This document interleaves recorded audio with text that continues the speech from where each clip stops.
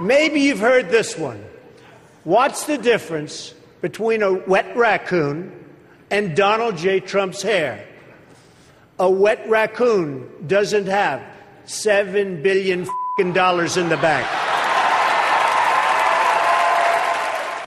The Comedy Central thing was one of the tougher things I've done in the world of show business, I will say. They beat the hell out of me. And I think that's fine only for one reason, because they paid me a lot of money and they were very generous, and all of that money goes to charity. So I said to myself, do I want to be abused, because that's what they do, I mean, they verbally, and let them call me all sorts of things and let them criticize my hair and every other thing on my body, and they hit every part of Donald Trump, and pick up a lot of money for charity? Or do I want to sit home and read a newspaper and not make money for charity?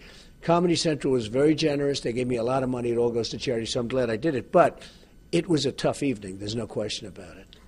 Richard Hatch, Meatloaf. Hold on, what please. do you think? Okay, hold on, please. It's not terribly intelligent for Richard Hatch to push another man and then poke him, but he has anger issues. He spent 4 years in a federal penitentiary for cheating and lying.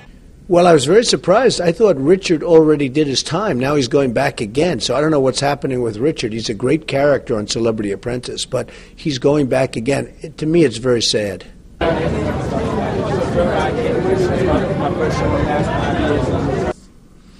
Well, I see what's happening with this country. The country is no longer respected. We're being taken advantage of by every country, every smart country in the world. And it's a shame. And it's having a huge impact, both in terms of morale, but maybe more importantly in terms of the whole monetary well-being of our country. And if I decide to run, and if I win, that will not be happening to this country anymore. We'll be a great country again. Well, here's another idea. We can include another animal that is hard of hearing, is deaf. Any signs or whatever, and says, I can't help you. That is sad, okay? That's sad. You mean not being able to hear Exactly. is sad? Do you think Marley's sad? I don't think Marley's sad, but those kids will not understand that. Why not? Why not?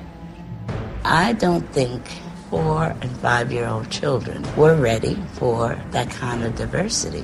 So I had to speak up and let them know. I don't think that's the right way to go. Let's get real here. Okay. We're looking to give a story that's going to make these babies smile and be happy and not walk out remorseful, because they will feel sorry for her.